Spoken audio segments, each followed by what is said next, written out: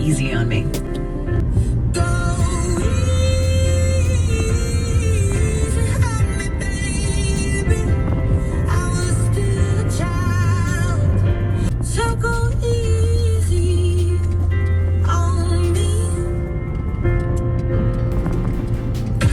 Well, I can tell you that's the first time that I have heard that song fully. I've heard bits and pieces of it before, but wow. Typically, when we experience trauma, when we go from a point of wellness to varying degrees of drama and trauma, we do not typically have the coping skills to migrate through those difficult or chaotic emotions in the moment. And so 555, we're starting the day with a 555 license plate. That was awesome. And so in that moment, we are programmed to stuff it down. Like, we're gonna put a pin in this. We're just going to retain it. It's going to get retained as a problematic emotion. And so it gets stored energetically in our code for later. And in the meantime, it can cause all kinds of problematic situations. Because what is retained energetically through emotion, because every emotion carries vibrational weight. For example, love is 500, okay? Everything else would be deemed chaos or below. And so, for example, anger is 150 hertz. And guilt and shame are 30 and 20, respectively. And so when you have an experience, when you're a teeny tiny child or any time after that, the energy of that experience, when we're not able to process it in the moment as that wasn't problematic, I was fine with that, it stays with us and causes ramifications to varying degrees. And so the goal is, when you become awake or aware, that you develop or choose methods for clearing that energy. And I don't mean clear in the sense that it's not there anymore, because energy can neither be created nor destroyed. It just is. It exists in different vibrational frequencies.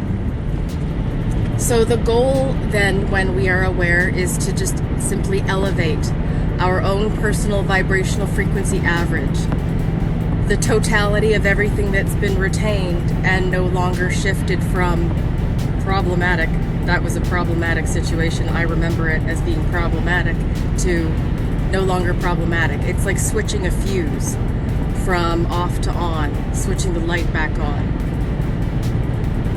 When the vibrational frequency is love or above, not chaos or below.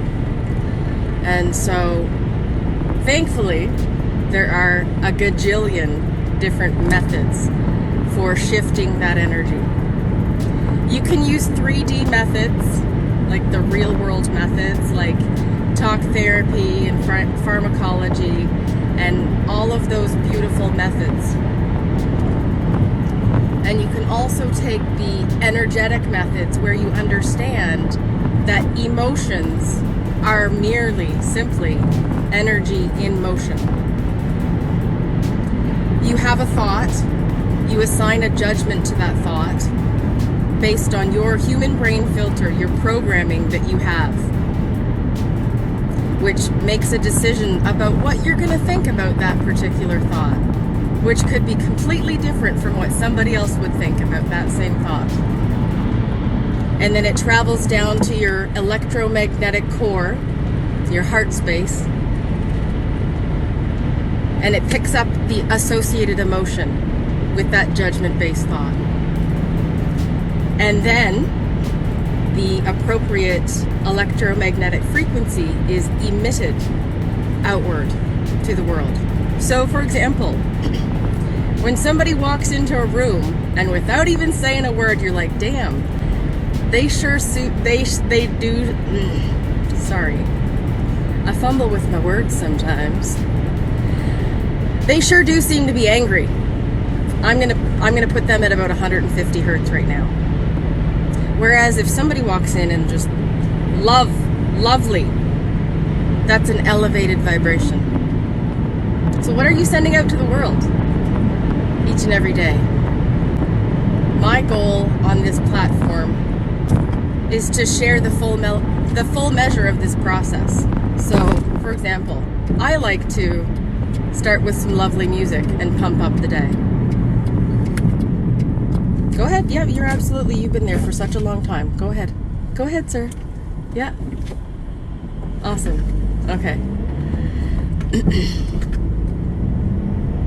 And share the methodology that I use to shift the things that I have yet to elevate. Because I tell you what, I've come to the realization that you don't have to be fully done before people will listen. In fact, there's a measure of authenticity if I'm willing to share the parts that still suck real bad. But if I have the methodology in place to care for what I need to in the moment that I need to care for it, and I'm able to share that, and you're able to watch the shifts in real time, I think that's pretty okay. Because showcasing the work that I do in the timeline that I do it. All from the basis of unconditional love, kindness, acceptance, and grace. Those are my mantras. Deepak Chopra always says, like, he has specific ones that he encourages to be repeated. Peace, love, laughter, harmony. I don't know why it was unconditional love, acceptance, kindness, and grace that came to me, but those are the ones that came to me. There's been lots of things over the past almost 4 years now. When I asked my kitchen ceiling, I said, hey, can you please help me fix my life? Because it seems to be in the toilet right now. I seem to be at 250 pounds just hating my life and just wanting to be done. So if you could help me, no, you don't have to do it. If you could just help me do it, that would be great.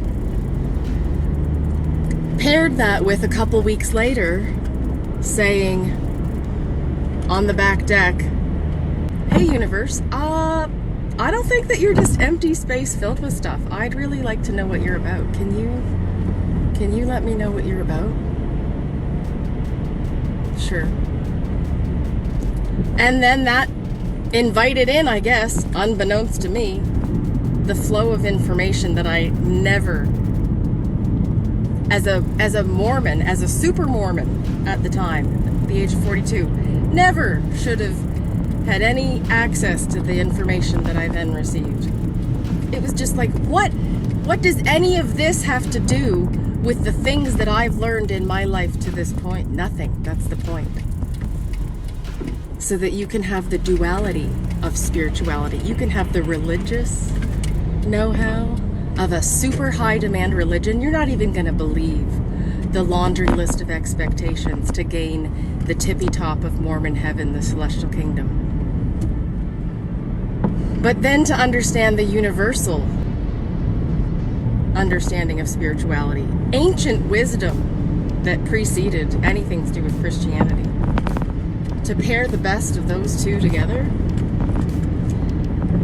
I'm going to have to go out on a limb and say those are the things that are saving my life, allowing me to make the shifts and changes that I need to, all the while employing unconditional love, kindness, acceptance, and grace to myself. That was the thing that needed to shift. I was on you'd better feel guilt and shame until you fix that shit, Kelly. That's what you'd better do. Turns out there's a better way than doing just that. Turns out it's a lot better to just love yourself fully and completely, truly, madly, deeply. And then you have the strength and courage to move on in the way that you need to, through onward and upward progression towards the highest and best version of yourself. That's the goal. It's not I will feel better when I've accomplished this goal. I will feel happy if I attain this, whatever the fuck it is. Happiness exists every moment in conjunction with the parts that would say you shouldn't feel happy yet. That's the only way it works. You can't fake out the universe. You can't be like, hey universe, I will feel vibrationally better and elevated. I will have better emotions when you give me the things that would make me feel better. You have to find a way, whatever that looks like for you, to elevate your personal vibration now. And then that sends magnetically to the universe a beacon to invite in better experiences. I hope that you've enjoyed my Drive to Work podcast. I'm sorry that I wasn't able to see your comments. It really is just like I'm recording a podcast that you can listen to later, except you got to see it in the moment. I don't have a script. That'll just flow through. I appreciate you. I love you. I'm grateful for you. I hope that you guys have an amazing day. That's what it is. It's bringing balance. We start at the original set point of unconditional love as source from the universe, and then we have to delve into varying degrees of chaos to the max capacity of which we would be able to thrive, not just survive, but thrive amidst. And so everything that's happening in this particular realm, this timeline, this who we are now, is catered to gather the experiences that need to be gathered to contribute to the data that is, I guess you could say, the spiritual internet, where the information just exists. But that'll be a topic for another day. Have an amazing day, guys. Love you. See you.